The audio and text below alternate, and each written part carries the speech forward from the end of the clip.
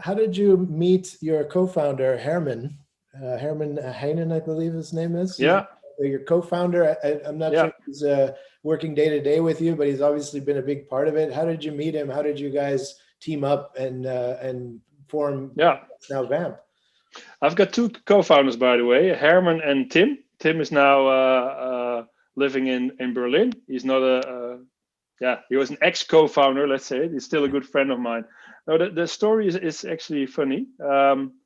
Tim and I met through online forum, which sounds maybe a little bit dodgy because these days you have, Tinder and all that stuff. But we met through a synthesizer forum. So because we both make music and electronic music, and I'm a DJ for, I don't know, 20 plus years. So we kind of met, and we discovered that we lived like 3 blocks from each other in Utrecht. And so we started making music together. And we had a record label even, with releases out. And Tim, he's an infrastructure like you. He's like did all the banks and all the stuff. He was like low level, HA proxy, load balancers, F5s, Barracudas, all that stuff. And I came from another angle, the application level. And then we made music, but of course we're nerds, so we talk about stuff. And then one day he came to me and said, "This is nice. Take a look. Docker Compose." I was like, Docker, what's that? I think it was even before the logo. So the whale was not there yet, was 0. something. And he said, like, this is nice. It's like a zip file for application. So you can put configuration in there, runtime, and then it will basically, you run it on a machine. I was like, okay, that solves one interesting thing. Works on my machine. But then he said, but you can also scale it. Look, and there was this thing, Marathon, which is part of the Mesos Marathon thing, which is Mesosphere around the time, currently D2IQ.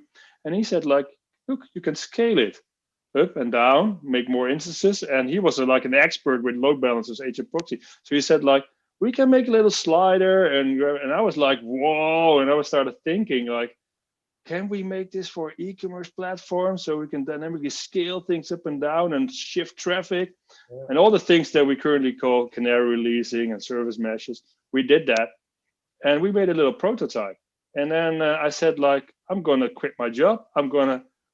We need to do this.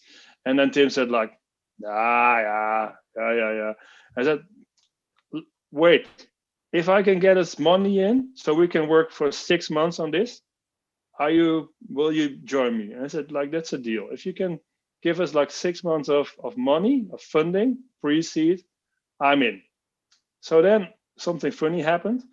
Herman tried to poach me before I went to Mirabeau.